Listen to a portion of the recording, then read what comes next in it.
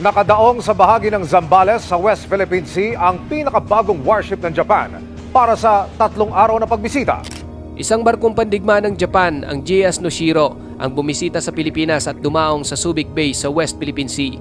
Ang pagbisitang ito ay nagsisilbing simbolo ng lumalakas at matatag na maritime partnership sa pagitan ng Japan at Pilipinas.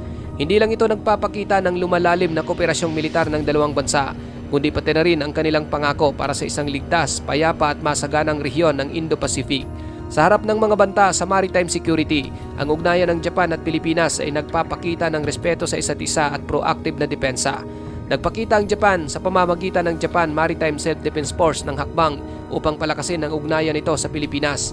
Ito ay lalo na sa harap ng mga lumalalang hamon dulot ng agresibong aktibidad ng China sa rehiyon.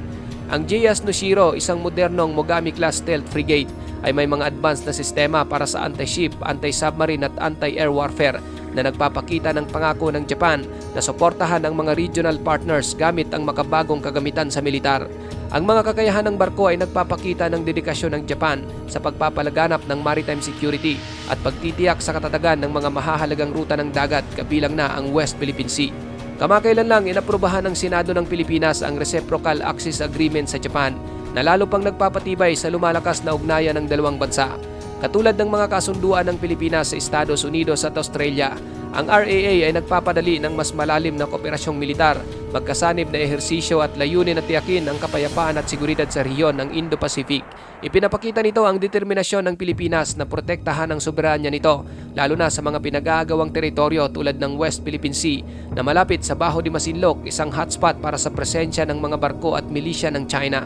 Habang pinapalalim ng Japan at Pilipinas ang kanilang ugnayang militar, mahalaga ring mapansin ang papel ng mga panlabas na puwersa tulad ng China na nagsusulong ng kaguluhan sa rehiyon. Ang China sa pamamagitan ng mga agresibong aksyon nito sa South China Sea at West Philippine Sea ay patuloy na sumasalungat sa internasyonal na batas at sa kapayapaan ng rehiyon. Ang presensya ng mga barkong pandigma at milisya ng China malapit sa Baho de Masinloc at mga pinag-aagawang teritoryo ay nananatiling isang malaking isyo. Patuloy ang pagsusumikap ng China na ipaglaban ang malawak nitong mga territorial claims na kadalasan ay walang konsiderasyon sa mga internasyonal na alituntunin at sa mga karapatan ng mas maliliit na bansa sa rehiyon. Sa kontekstong ito, ang alyansa ng Japan at Pilipinas ay hindi lamang tungkol sa kooperasyong depensa, kundi pati na rin sa isang tindig laban sa tumataas na banta ng agresyon ng China.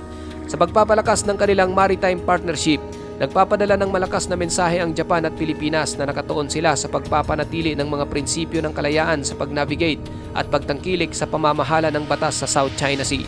Ang patuloy na presensya ng mga barko ng Japan sa Pilipinas kasama ang mga magkasanib na ehersisyo at engagement ay kumakatawan sa isang nagkakaisang paninindigan para tiyakin ang katatagan ng rehiyon at protektahan ang interes ng mga bansang sumusunod sa internasyonal na batas. Ang pagbisita ng JS Noshiro sa Subic Bay ay higit pa sa isang diplomatic gesture. Isa itong konkretong hakbang patungo sa pagpapalakas ng depensa at seguridad ng Japan at Pilipinas sa harap ng tumitinding aggression mula sa China.